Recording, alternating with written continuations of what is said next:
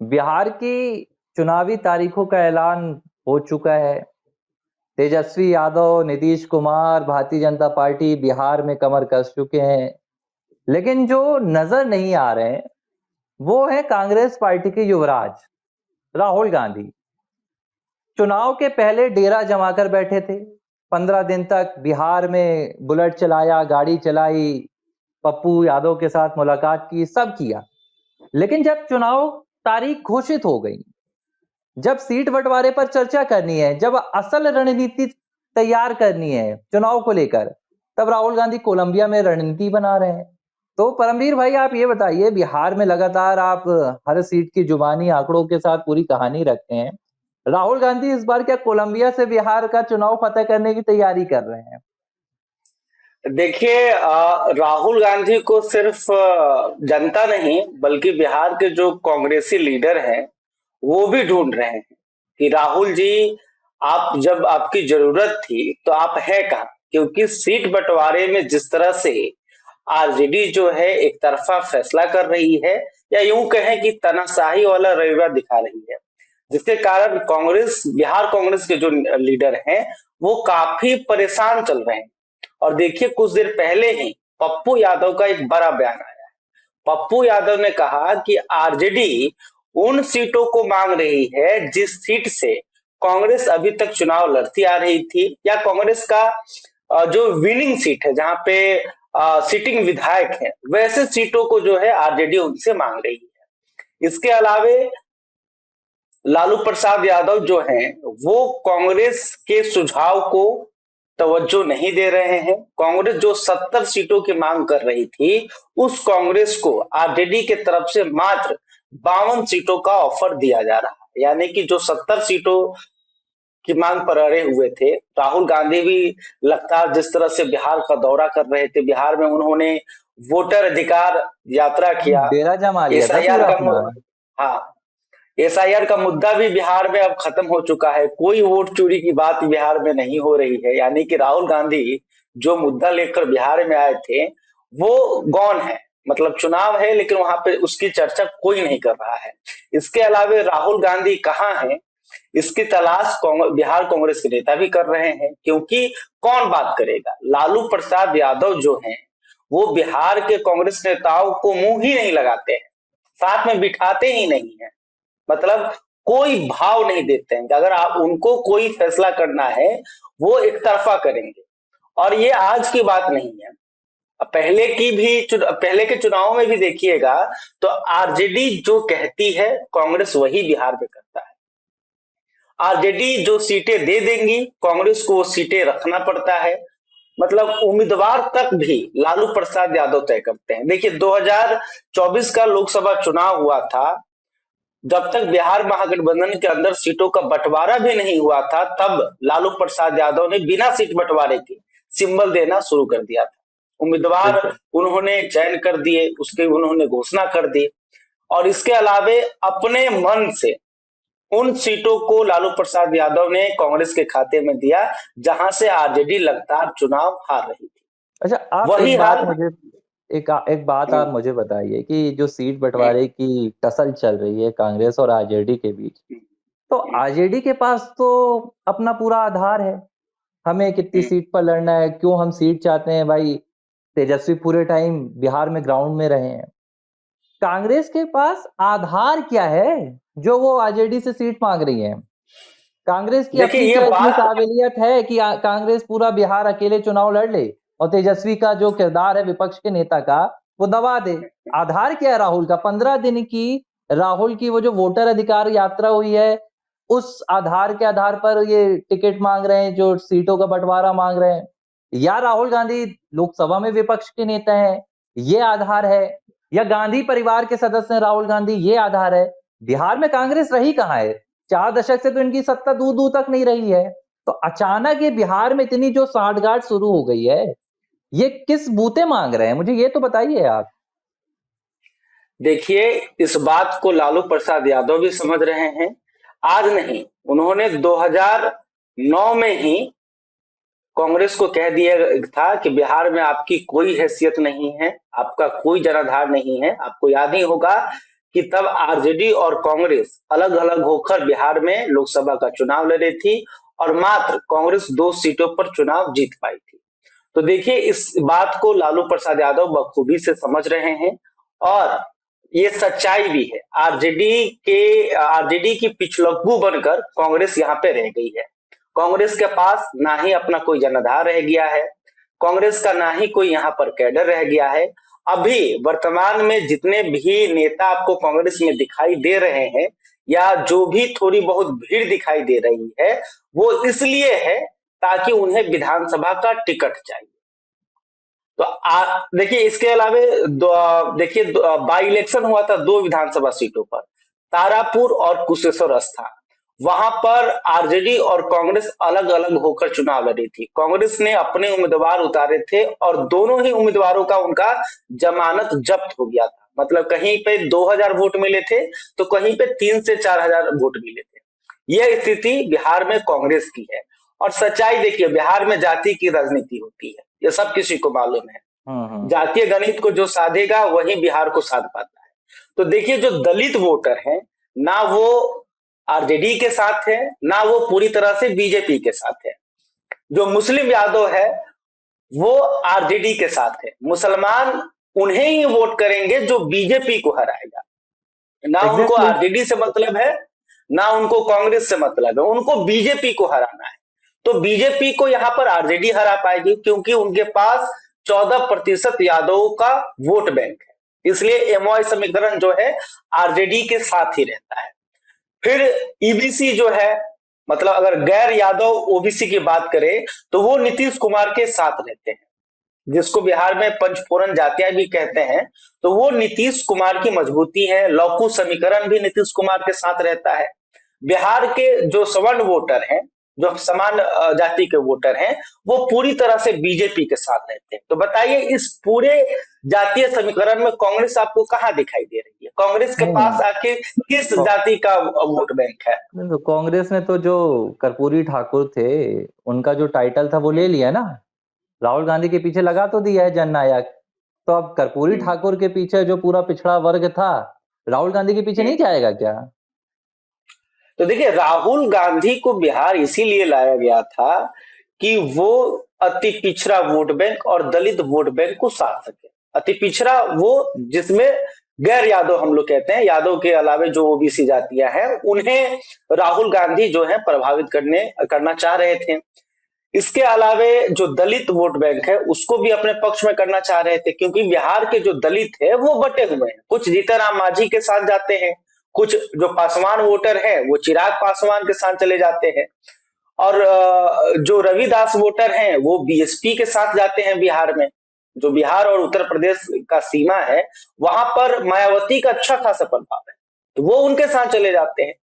तो इन सब वोटों को मतलब राहुल गांधी चाह रहे थे कि अपने साथ जोड़े। इसलिए आप देख रहे होंगे कि इन्होंने बिहार में दलित समाज किया था, अति पिछड़ा सम्मेलन भी राहुल गांधी ने किया। इसके अलावा संविधान बचाओ कुछ करके उन्होंने पटना में एक और सम्मेलन किया था। तो इस तरह के सम्मेलन राहुल गांधी बिहार में कर रहे थे और पहली बार बिहार में उन्होंने कुछ महीने के अंदर 6 बार दौरा किया था। और लगा कि राहुल गांधी जिस तरह से बिहार में काम कर रहे हैं तो कांग्रेस के नेताओं में एक आस जगी थी कि राहुल गांधी जो है अब बिहार को लेकर सीरियस हो गए हैं और बिहार में जो कांग्रेस अब खत्म होने के कगार पर है वो एक बार खड़ी हो जाएगी। लेकिन जब समय आया तो राहुल गांधी गायब हो चुके हैं। और राहुल गांधी क्यों गायब हुए? क्या लालू प्रसाद यादव ने उनकी जमकर क्लास ले ली? क्या राहुल गांधी की जो एंट्री है उस पर लालू यादव ने रोक लगा रखी है? ये भी एक बड़ा सवाल है। देखिए, क्योंकि मुझे एक बयान याद है लालू का, जब 24 के आसपास आया था चुनाव से पहले, तो ये लालू ही थे ना जिन्होंने ममता बनर्जी ने जब हुंकार भरी थी कि मैं एनडी के अलायंस की कमान संभालना चाहती हूँ, तो इन्होंने तो कह दिया था कि बिल्कुल स्वागत है, ममता बहन आएंगी तो कमान संभालेगी। तो राहुल को तो लालू यादव वैसे ही नहीं भजते हैं और भजेंगे भी कैसे? वो राहुल ही थे ना चीरफाड़ करने वाले। जिस बिल को लेकर आई थी यूपीए की सरकार मनमोहन, तो लालू ही तो लालू प्रसाद यादव चुनाव नहीं लड़ पाते हैं उसी बिल के कारण। खाना तो खा रहे हैं लेकिन चुनावी खाना राहुल गांधी को इतनी आसानी से लालू नहीं खाने देंगे। और नहीं, और सच्चाई ये भी है ना कि लालू प्रसाद यादव सोनिया गांधी से बातचीत करते हैं वो उस बिल्कुल जमाने के नेता है। वो राहुल गांधी को क्यों भाव देंगे? उनको अगर कोई बात करनी हो तो वो सीधे सोनिया गांधी को फोन करेंगे।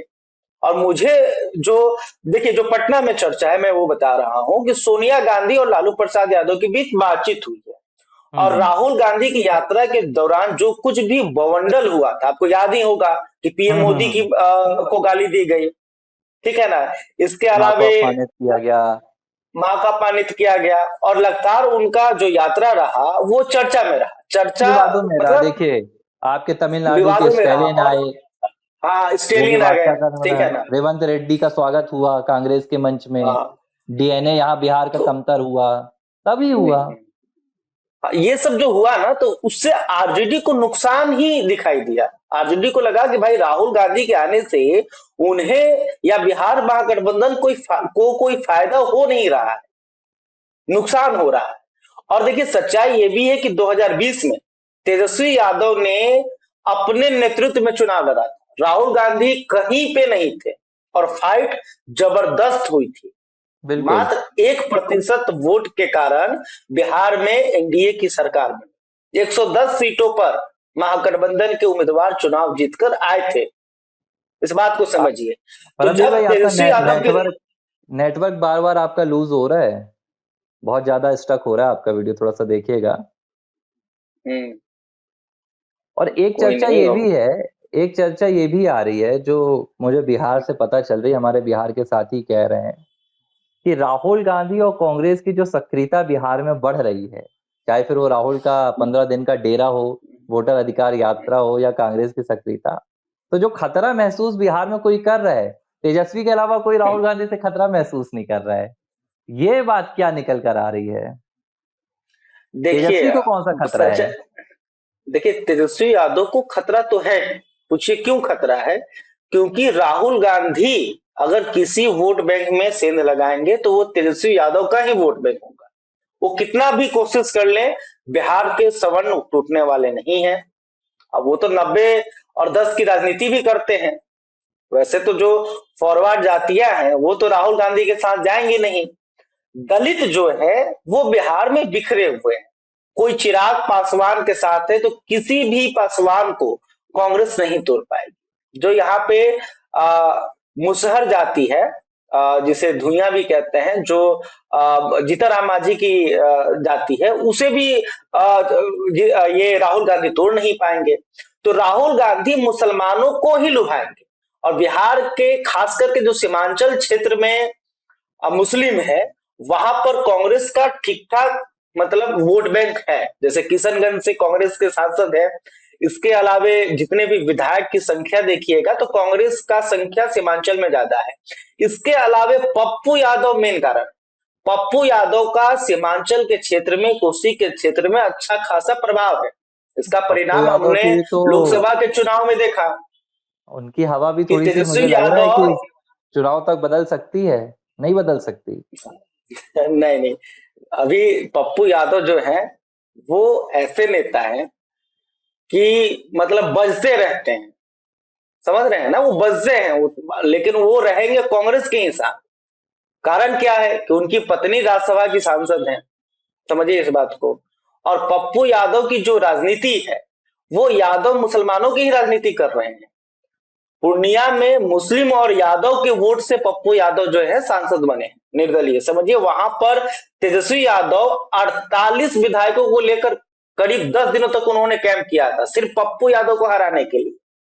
लेकिन पप्पू यादव ने वहां के मुस्लिम यादव को पूरी तरह से अपने साथ कर लिया। तो किसका वोट बैंक टूटा? आरजेडी का नहीं, वोट बैंक टूटा।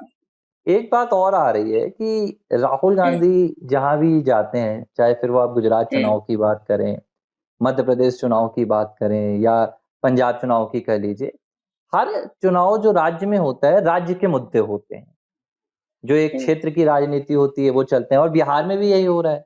जो बिहार के पलायन के मुद्दे हैं, बिहार में रोजगार के मुद्दे हैं, मजदूरों के मुद्दे हम्म, हैं, राहुल भाई साहब आएंगे और ये सीधा निशाना साधने लगते हैं अडानी अंबानी को लेकर नरेंद्र मोदी को। ये निशाना साधेंगे वोट चोरी को लेकर नरेंद्र मोदी को। इनको वो होता है ना घोड़ा, जो सीधे चलता है और उसको अगल बगल कुछ दिखाई नहीं देता, वो कुछ हम्म, लगा दिया जाता है। इनको सिर्फ नरेंद्र मोदी दिखता है। और बिहार में नहीं जहां नहीं तक मुझे चुनाव की आप समझ है, वहां का मुद्दा नरेंद्र मोदी नहीं है।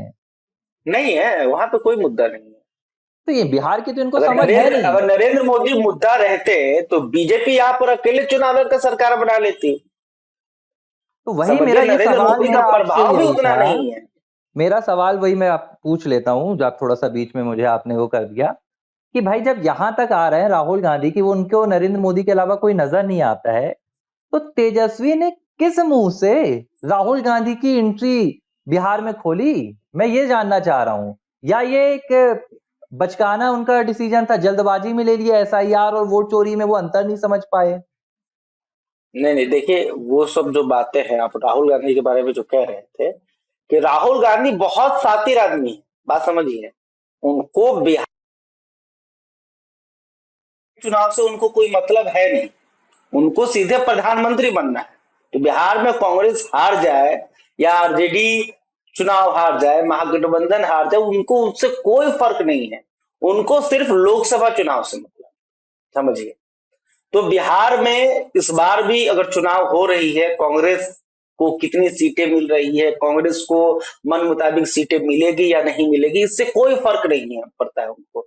उनका आरजेडी के साथ ऐसा ही गठबंधन है कि हम आपके आपके साथ राज्य के चुनाव में रहेंगे, आप हमारे साथ लोकसभा में रहिए। समझिए इस बात को, यही फर्क उनका एक रणनीति है। फर्क तो देखिए, तो राहुल गांधी इसीलिए को वो किसी आते हैं, चुनाव में वो हारता नहीं प्रधानमंत्री की पड़ता है। बात करते हैं। हाँ, फर्क की यही बात रही बात तो राहुल गांधी को फर्क तो किसी चुनाव का नहीं पड़ता है, ये तो आपको भी है। पता है। अगर फिर बिहार चुनाव की फिक्र होती तो अभी बिहार में होते ना, आप बताइए। अच्छा, एक चीज और है राहुल गांधी की, तो चलिए मैं उन पर ज्यादा क्या चर्चा करूं, वो अभी आएंगे चुनाव के मुश्किल से 7 दिन पहले आपको बिहार में नजर आएंगे, ये मैं आपको बता दे रहा हूँ। एक मैथिली ठाकुर हैं मधुबनी की, उनको लेकर मैं देख रहा हूं कि जब से उन्होंने संकेत दिए हैं कि वो भारतीय जनता पार्टी की टिकट पर अपनी जो बेनीपट्टी सीट है वहां से चुनाव लड़ सकती हैं। अभी ऐलान नहीं हुआ है, लेकिन नित्यानंद राय और विनोद तावड़े से मुलाकात बेनीपट्टी की जरूर हुई चर्चा है। हो रही है, अलीनगर की हाँ, भी चर्चा, 2 सीटों की चर्चा हो रही 2 सीटों की चर्चा हो रही है। और उसके बाद मैं देख रहा हूँ कि ये जो तेजस्वी यादव की टीम है, और खास तौर पर राहुल गांधी की, बिहार में है। 25 साल की एक लोक गायिका है, भोजपुरी गाने भी गाती हैं, भजन गाती हैं, पूरी टीम उसके खिलाफ लग गई है, मैथिली ठाकुर के। ना वो राजनीतिक चेहरा है, ना उसकी राजनीतिक वाकपटुता है, वो बहुत बड़ी भाषण तो देने वाली है नहीं, गायिका है, भजन सुनाती है, लोग मंत्रमुग्ध होते हैं। मैथिली ठाकुर से डर की वजह मुझे समझ में नहीं आ रही है। ये सिर्फ एक देखिए सीट की बात सच्चाई, है, ये एक सीट की बात है, या मैथिली का बिहार चुनाव में उतरना कोई बहुत बड़ा कोई खेल है? देखिए मैथिली ठाकुर को लाना बीजेपी का एक बहुत बड़ा मास्टर स्ट्रोक है। पूछिए कैसे? क्योंकि अभी बिहार में बीजेपी संघर्ष कर रही है। संघर्ष किस मायने में कर रही है कि बिहार में बीजेपी के पास कोई बड़ा चेहरा जिसे देश स्तर के लोग जानते हो या फिर पूरे बिहार के लोग उस नेता को जानते हैं, तो नेता एक बड़े चेहरे की कमी बिहार में एक्सेप्टेबल चेहरा नहीं है। नहीं नहीं है, ठीक है ना। इसके अलावे अब देखिए, जब रैली हो तो हर हर रैली तो नरेंद्र मोदी करेंगे नहीं, और नरेंद्र मोदी के नाम पे ही भीड़ आता है, आपको भी बिल्कुल। पता है। तो नरेंद्र मोदी कहाँ कहाँ जाए, ये भी है। तो लोगों को जोड़ने के लिए एक मैथिली ठाकुर, जिस तरह का वो गाना गाती हैं, लोक गायिका है, भोजपुरी गाती हैं, मैथिली अच्छा गाती है, छठ की गीत जो है, छठ का गीत बहुत बेहतर गाती हैं वो। तो वो महिलाओं से जुड़ी हुई हैं पहले से, घर घर, हर घर का लोग उनको पहचानता है। तो मैथिली अगर कहीं चुनाव प्रचार करने जाएंगी तो उसका अच्छा खासा प्रभाव पड़ेगा। तो उसका प्रभाव जो मैथिली ठाकुर का है, सिर्फ एक सीट तक सीमित नहीं है, बल्कि पूरे चुनावी अभियान में बीजेपी इसका बहुत बड़ा बेहतर इम्पैक्ट तरीके से होगा। फायदा उठा सकती है। और नहीं, वो तो ठीक है, युवा लेकिन भी है, ये जो 25 साल की उम्र है, तो एक उदाहरण बनेगा कि देखिए बीजेपी ने एक 25 साल की लड़की को लाकर विधायक बना दिया। मतलब यही घबराहट की असल वजह है कि मैथिली ठाकुर के खिलाफ अब आरजेडी की पूरी नहीं, टीम लगी है वो मुद्दे भी लाने है। में। और मैथिली ठाकुर ब्राह्मण है, ये भी एक बड़ा कारण है। ये एक समझिए इस समीकरण। बात को। अच्छा, एक बात जो बोली जा हाँ, रही है कि मैथिली ठाकुर से उसका योगदान पूछा जा रहा है बिहार में, और मैथिली ठाकुर बता रही है कि भाई योगदान तो छोड़िए, अभी तो हमारा कर्ज है बिहार में, 95 में 90 में हमारे परिवार को मजबूर किया गया था। हम पहली पीढ़ी हैं पलायन करने वालों में। तो उनके आरजेडी हाँ का, पहली पीढ़ी है, उनके पिताजी भी पलायन किए हैं।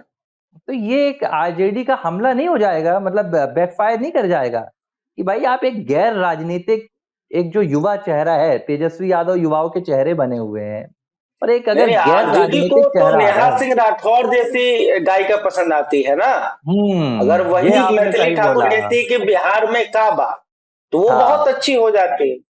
लेकिन मैथिली जब बिहार की संस्कृति की बात करती है, बिहार की जो हमारी संस्कृति है, लोक जो गायिका है, उसको वो आगे बढ़ा रही है, भोजपुरी को आगे बढ़ा रही है, मैथिल को आगे बढ़ा रही है, तो फिर इनको तो दिक्कत होगा ही। इन्होंने तो बिल्कुल। हाँ, तो ये समस्या है देखिए। राम भजन गाने वालों से तो हमेशा से समस्या रही है इन्हें, है ना। बस और एक बात बस ये भी है कि मैथिली ने, आपको याद होगा, बॉलीवुड को बॉयकॉट कर दिया था जब हम्म। सुशांत सिंह की मौत हुई थी, तो सिंह उन्होंने राजपूत साफ की, कह दिया हाँ। था, हाँ, कि मैं बॉलीवुड में नहीं गाऊंगी, भले मेरा करियर तबाह हो जाए, लेकिन मैं गाऊंगी तो बिहार की जो मातृभाषा है, जो बिहार की माँ बोली कही जाती है, भोजपुरी, मैं उसे प्रमोट करूंगी। और आज अच्छा जब उस वही बिजली वापस आ रही है, तो ये कह रहे हैं कि बिहार के लिए योगदान क्या है। तो योगदान तो फिर क्या रोहिणी आचार्य का क्या है, मैं पूछूंगा। सिंगापुर से ये भी तो आई थी चुनाव लड़ने, सिंगापुर से हाँ चलाती हाँ, सांसदी। अरे इनसे पूछिएगा तेजस्वी यादव से कि जब आप ही सत्ता में थे, तब आप मैथिली ठाकुर को ब्रांड एम्बेसडर आपने बनाया था। बताइए। लेकिन अब बिहार में अगर भाजपा से आएंगी तो मैथिली ठाकुर कहाँ पसंद होंगी। हाँ, तो और पवन महागठबंधन सिंह की का भी यही सरकार चल रहा थी। है। जो बात आपने अभी कही ना कि बीजेपी जो हम्म, मैथिली को सिर्फ एक सीट के लिए नहीं ला रही है, ये पूरे बिहार के लिए है। पवन सिंह ने भी हम्म, वही कर दिया। पवन सिंह ने भी बोल दिया मैं हम्म, चुनाव तो नहीं लड़ूंगा, लेकिन बीजेपी के लिए हम्म। खड़ा रहूंगा। मतलब ये दोनों मुझे लग रहा लेकिन है कि पवन स्टार सिंह के कैंपेनिंग साथ तो की। बहुत बड़ी साजिश हुई है। पवन सिंह के साथ बहुत बड़ी साजिश हुई है। उनके और साथ इस तो पर हम लोग कलाकारों जो की है ना, लॉबी की साजिश की है। हाँ, हम लोग इस पे अगले वीडियो पर चर्चा करेंगे कि किस तरह से पवन सिंह को घेरा गया है और पवन सिंह का पैर खींचा गया है। नहीं, इस बिल्कुल पे हम लोग बिल्कुल आगे बिल्कुल। बातचीत करेंगे कि भाई पवन सिंह जो है एक बहुत बड़ा नाम है बिहार के, भोजपुरी के बहुत बड़ा नाम है, प्रभाव, मतलब सब कोई जानता है पवन सिंह को। लेकिन आखिर पवन सिंह जब चुनाव लड़ने आते हैं तब विवाद में आ जाते हैं, और जैसे सब ही विवाद चुनाव में खत्म आते होता है तो फिर पवन सिंह बहुत अच्छे होते हैं। हैं। नहीं लोकसभा में भी यही बिल्कुल। हुआ, टिकट दे आसनसोल गए भेज फिर दिया टिकट गया। बीजेपी ने ले लिया, है ना। तो इस पे आखिर उनके खिलाफ कौन षड्यंत्र रच रहा है, इसका भी खुलासा जो है हम लोग करेंगे जल्द। नहीं खबरें आ बिल्कुल। अब रही हैं, बहुत देखिए, अच्छी खबरें आ मौसम रही में ठंडाहट हल्की हल्की आ गई है, और जो बिहार में राजनीतिक गर्माहट है वो जबरदस्त बढ़ रही है, तो आना तो पड़ेगा आपके पास। आर फॉर राष्ट्र में, हैं। चाहे फिर वो बिहार का मुद्दा हो या देश की राजनीति का मुद्दा हो, कोई भी चर्चित मुद्दा हो, चर्चा लगातार होगी और जबरदस्त तरीके से हाँ, होगी। परमवीर भाई, फिर आपसे मुलाकात होगी। फिलहाल आर फॉर राष्ट्र में इतना ही।